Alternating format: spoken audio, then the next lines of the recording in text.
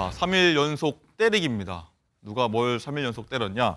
자, 장가 기자, 한동훈 전 비대위원장이 SNS를 통해서 이재명 전 대표를 3일 연속 겨냥해서 비판을 이어갔는데 자, 이걸 두고 많은 해석이 나옵니다. 맞습니다. 이 여권에서는 한 전 위원장이 SNS에 헌법 84조를 언급한 게 이 핵심 전략적 포석이다라는 내용이 나오고 있습니다. 한 전 위원장은 이화영 전 부지사가 불법 대북 송금 혐의로 중형을 선고받자 다음 날인 8일 이 헌법 84조는 민주당이 이 재판을 지연시켜서 형사 피고인을 대통령 만들려는 상황에서 국가적 이슈가 될 것이다 이렇게 운을 띄웠었는데요. 이 헌법 84조는 대통령이 내란 또는 외환죄를 범한 경우를 제외하고는 재직 중에 형사상 소출을 받지 아니한다고 규정하고 있습니다. 재직 중에 저지른 범죄에 대해서는 해석이 명확하지만 재직 전에 수사나 재판이 시작된 범죄에 대해서는 학계에서도 해석이 현재 엇갈리는 상황이거든요. 그런데 현재 조각조각 사흘간 공세 수위를 높이면서 이 피고인 이재명이 불러올 사법 리스크를 부각한 한 전 위원장의 행보, 여기에 대해서 여러 분석이 나옵니다. 네. 잠재적인 대권 경쟁자인 이재명 대표를 향한 견제다. 아니면 어쨌든 전당대회를 두고 몸풀기이다. 아니면 또 선거운동이다. 이런 다양한 해석들이 나오고 있습니다. 그렇군요. 자, 김병민 측 한번 먼저 여쭤보겠습니다. 일단 일각에서는요, 이 한 전 위원장이 SNS 내용을 두고 뭐 전당대회 당대표 출마를 사실상 확정한 거다라는 얘기까지 나오고요. 일부는 뭐 선거운동한 거라고 보면 됩니다. 이렇게 얘기하는데 자, 이 부분은 동의하십니까? 전당대회에 출마 가능성은 매우 높다고 보고요. 매우 높다. 그리고 전당대회의 당권 주자뿐 아니라 한동훈 전 위원장의 위치는 또 대권 주자로서의 위치도 있지 않습니까? 근데 지난주 금요일에 나왔던 이화영 부지사의 판결 내용을 보게 되면 이건 이재명 대표를 비판하지 않을 수가 없는 일들이고 이재명 대표가 비겁한 침묵을 이어가고 있다 이렇게 또 오세훈 서울시장도 비판 대열에 가세를 했기 때문에 여기에 대해서 이재명 대표와 민주당을 향해서 그동안 수세였던 국민의힘이 할 수 있는 모든 노력을 다 할 수밖에 없는 상황일 겁니다. 그래서 한동훈 위원장 입장에서는 매우 자연스러운 행동을 한 것이다 생각을 하죠. 네. 자, 김성일 부대변님. 자, 많은 뭐 해석이 있습니다. 이 한 가지 얘기를 두고서 당권이니 뭐 대권 경쟁이니 뭐 많은 뭐 대통령과 좀 거리 좁히기니 많은 얘기가 나오는데 뭐 그런 다양한 복합적인 어떤 해석을 두고 쓴 것이다라고 보면 될까요? 일단은 본인의 정치적 미래를 위해서 좋은 입지를 구축하기 위해서 쓴 것이다 이런 생각이 들어요. 근데 이제 제가 한동훈 비대위원장이 참 안타까운 게 뭐냐면 제가 지난 총선 때도 공천 과정에서는 되게 잘했잖아요. 그래서 저는 전투에 이기고 있다. 그러나 전쟁에 질 수 있다. 이 얘기를 한 거예요. 말씀 많이 하셨죠? 네, 많이 했죠. 그 이유가 뭐죠? 그 이유는 뭐냐? 지금 국민들의 삶과 민생의 가장 큰 문제는 이재명이 아니에요. 국민의 삶과 민생의 가장 큰 문제는 현 정권입니다. 근데 정권에 대해서는 좀 전에 우리 김병민 최고위원님께서 비겁한 침묵이라고 얘기했는데 한마디도 안 해요. 근데 자기의 어떤 정적이라고 할 수 있는 사람에게는 이렇게 얘기를 하면서 자기의 당내 입지를 키워요. 그러면 당내의 선거라든가 당내의 입지에서는 승리할 수 있어요. 전투에는 승리하겠죠. 네. 근데 한동훈 전 비대위원장의 목적이 당내의 당권을 잡는 게 목적일까요? 아니잖아요. 정치적인 승리를 원하는 거 아니겠습니까? 대권에서.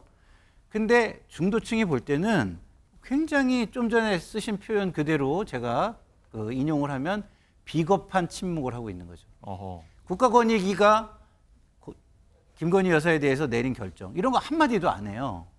그리고 본인의 정치적인 당내 입지만을 강화하는 얘기에만 선택적으로 이야기를 합니다.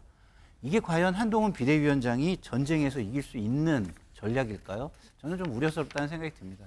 예, 어쨌든 이 한동훈 위원장의 당권 도전 선언까지가 굉장히 궁금한 내용이고 뭐 선택적으로 지금 발언을 하고 있다는 말씀을 하셨었는데 김병민 최고위원 하나 더 여쭤볼게요. 일단은 한 전 위원장 측 인사가요 이런 얘기했습니다. 출마를 전제로 움직이고 있다. 이렇게 파악하고 계십니까?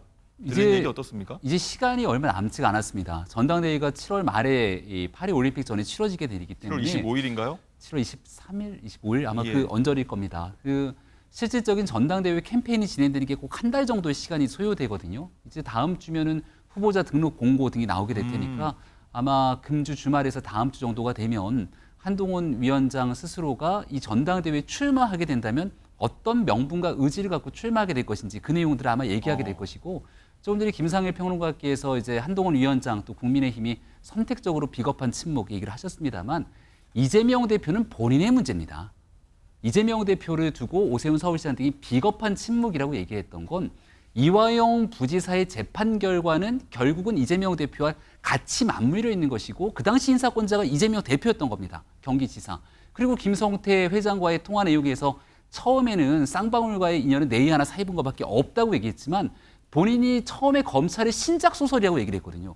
그럼 이러한 일들에 대한 이화영 부지사의 1심 선고에 몰랐을 일이 없다는 사실에 많은 내용들이 가르치고 있다면 이재명 대표 본인 일이니까 얘기를 해야 되는 거잖아요. 한동훈 위원장이든 다른 정치인들이든 본인의 일이면 여기에 대해서 침묵하지 않고 얘기를 했겠죠. 이 일에 대한 내용들을 윤석열 정부랑 같이 맞대서 비교하게 되는 건 전 적절치 않다고 봅니다. 잠깐 새는 얘기로 김상일 대표님 네. 이재명 대표가 왜 침묵한지 한번 말씀해 저는 주시죠. 좀 시각을 좀 달리하는 게 예.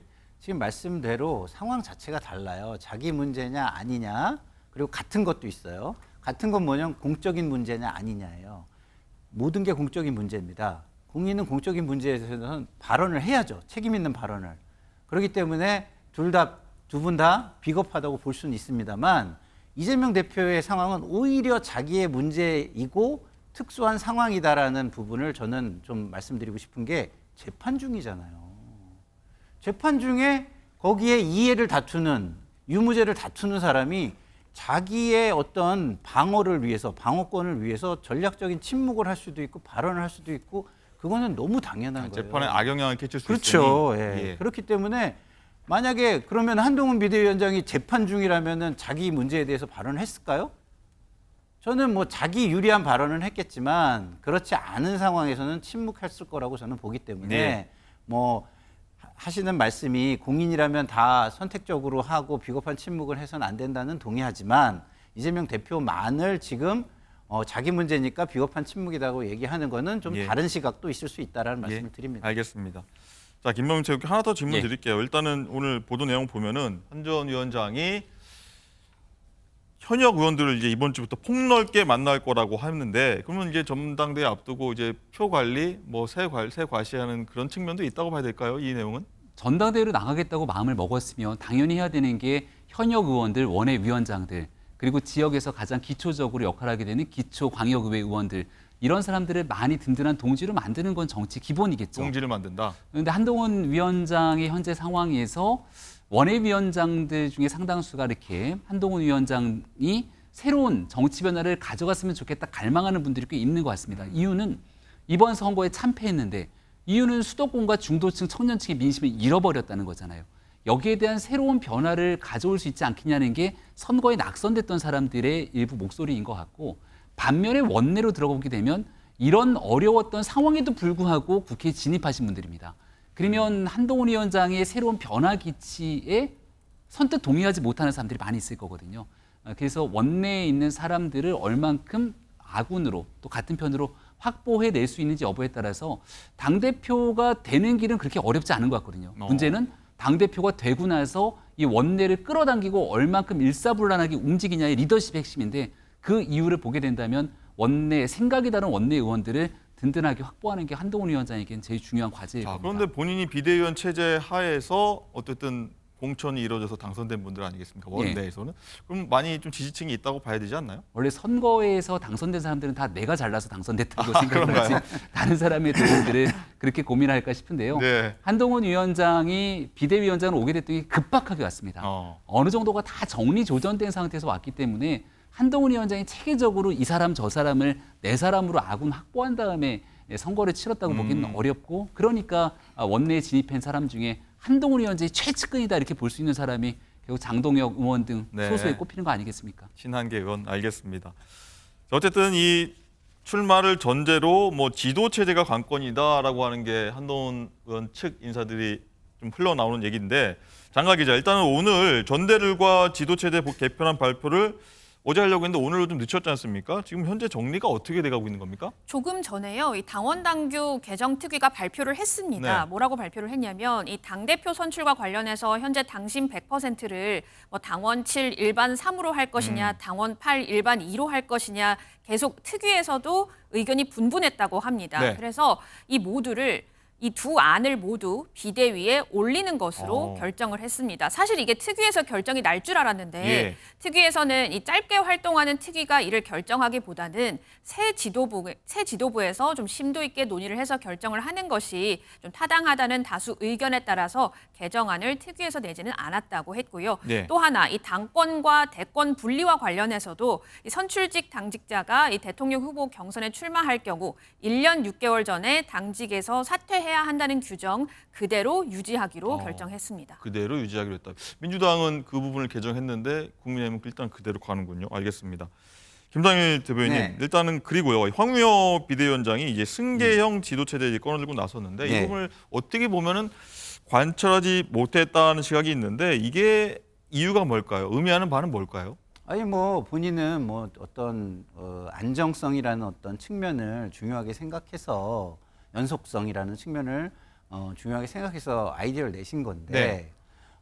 그게 다른 의견도 많지 않겠습니까? 그러니까 다른 의견들이 더 압도적이었다 이렇게 보시면 될 것 같고 실제로 저도 개인적으로 이거는 좀 이렇게 적절하지 않아 보여요. 왜냐하면 사실은 당 대표가 유고가 되잖아요. 그러면은 당 대표를 지지한 세력들과 그 2등을 한 사람의 지지 세력은 다를 수가 있습니다. 네. 근데 전당대회에서요. 그렇죠. 그런데 만약에 그거를 승계해가지고 가면은 같은 어떤 힘을 가지고 당이 안정적이고 연속적으로 갈 수 있다라고 생각할 수 있을까요? 저는 좀 아니라고 보거든요.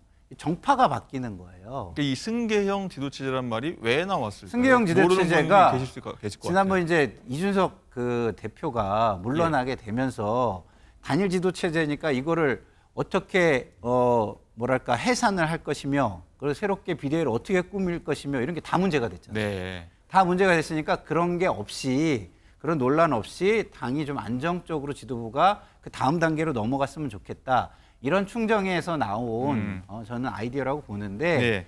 그거보다 더 큰 정치적인 문제가 발생할 수 있다라고 저는 생각이 들어요. 아까 말씀드린 것처럼 지금 1등, 2등은 메이저리그에서 뽑고 네. 3, 4, 5등은 마이너리그에서 2부 리그에서 뽑는다고 한다면 1등, 2등은 정파가 다를 수밖에 없습니다. 지지 세력이. 그렇군요. 지지 세력이 다른데 1등이 없어졌다고 2등이 그냥 가면은 1등을 지지했던 세력이 그대로 지지를 해줄 것이냐라는 문제가 발생하기 때문에 제가 볼 때는 그거보다는 기존의 그냥 당대표 단일체제 최고위원 이렇게 놔둔 상태에서 같은 세력이 쭉 이어가거나 아니면 아예 국민들이 아니라 당원과 국민이 새로 뽑는 정통성 있는 새 지도부를 뽑는 것이 오히려 저는 더 나은 거 아닌가 이런 생각이 들어요. 알겠습니다. 김병민 최고 한번 한 말씀 하시죠. 좋은 말씀 주셨는데 이해를 돕기 위해서 말씀드리면 이준석 대표 때 2등을 나경원 의원이 합니다. 그러면은 2인 공동대표 체계면 이준석, 나경원 공동 1등, 2등 대표가 같이 함께 지도부를 형성하는 거예요. 한번 상상을 해보십시오. 그 지도부가 어떻게 굴러갈지. 이준석 대표가 중간에 무너지면 나경원 의원이 당대표직을 이어받게 되는데 그럼 2등 대표는 당연히 1등을 계속 몰아붙여갖고 일을 못하게 만들고 쫓아내야지 내가 그 일을 할 수 있는 것 아닙니까? 그렇군요. 최근으로 보게 되면 김기현 당대표 1등이 됐을 때 2등은 안철수 의원이었습니다. 마찬가지로 두 분이 공존하고 있는 과정에 리더십이 일사불란하게 움직일 수 있겠습니까? 현실과 매우 동떨어진 얘기들을 황우여 대표가 꺼내놔서 당내의 지지와 동의를 받지 못했다 말씀드리겠습니다. 그런 의견이시군요. 자, 그리고 하나 더 질문 드릴게요. 이제 한 전 위원장 측이 이제 당내 주류인 친윤계와 관계 설정 고민 안 할 수가 없을 것 같은데 어쨌든 출마 쪽으로 매우 높다고 일단은 관측하셨는데 자, 이렇다면 무엇이 걸림돌일지 뭘 해결해야 될지 한동훈 위원장 입장에서의 가장 큰 고민은 원외위원장으로 원외 입장에서 당대표가 되고 나면 소수의 원내 의석을 이끌고 거야와 함께 이 국회를 끌고 가야 되지 않습니까? 네. 근데 원외에 있는 한계 때문에 108석의 원내를 일사불란하게 움직일 수 있을까에 대한 고민이 한 가지 있을 거고요.